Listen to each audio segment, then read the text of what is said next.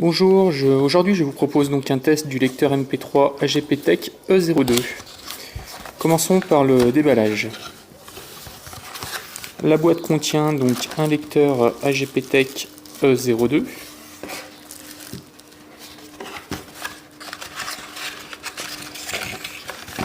un câble de charge et de transfert micro USB et une notice exclusivement en anglais. Le câble est de très bonne qualité.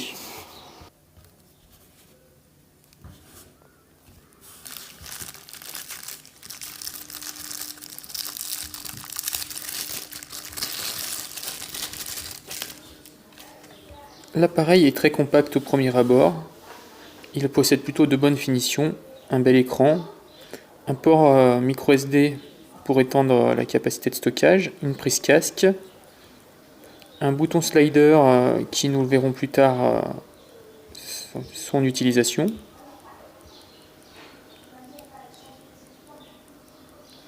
un port micro USB pour la charge et les transferts de fichiers, et puis enfin un clip de fixation ceinture ou chemise.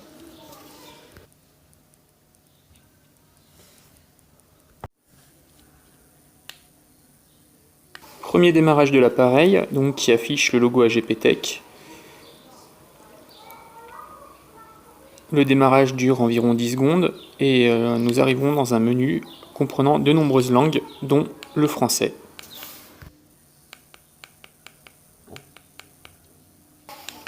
Au niveau des fonctionnalités, le lecteur propose forcément donc une partie lecture audio, une partie dictaphone, un mode voix,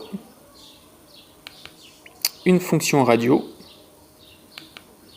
et donc des options de paramétrage.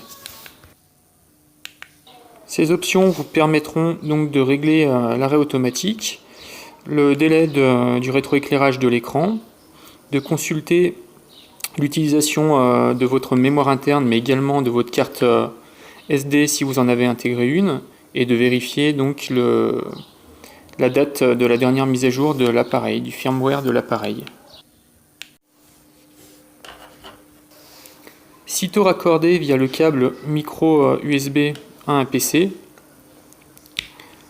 une petite icône vous indique donc le statut de connexion par rapport à votre PC.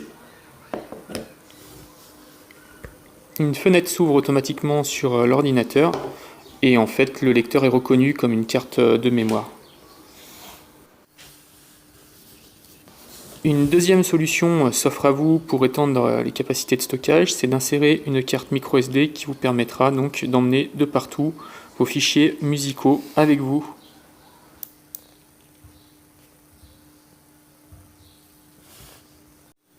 Je vais donc maintenant tester les performances audio du lecteur AGPTEK avec mon casque que j'utilise quotidiennement, puisque aucun casque n'est fourni avec le lecteur.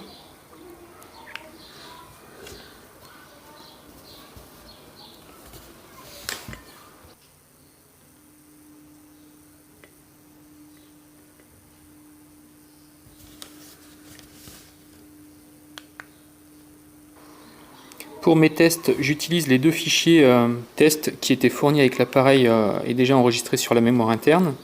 Le son est riche et puissant. Il est possible dans les paramètres de régler le mode de lecture souhaité, shuffle, répétition, etc.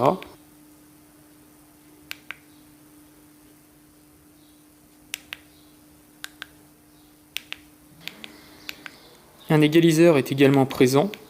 Le changement d'un mode à l'autre est surprenant et très efficace.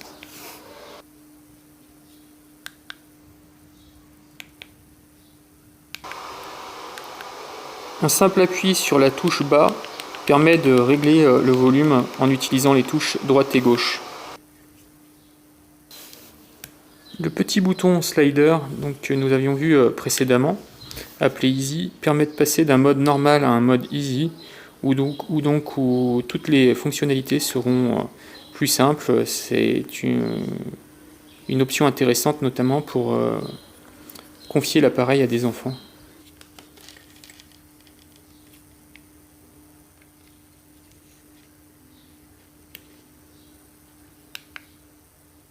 Merci d'avoir pris le temps de regarder cette vidéo et à très bientôt pour un prochain test.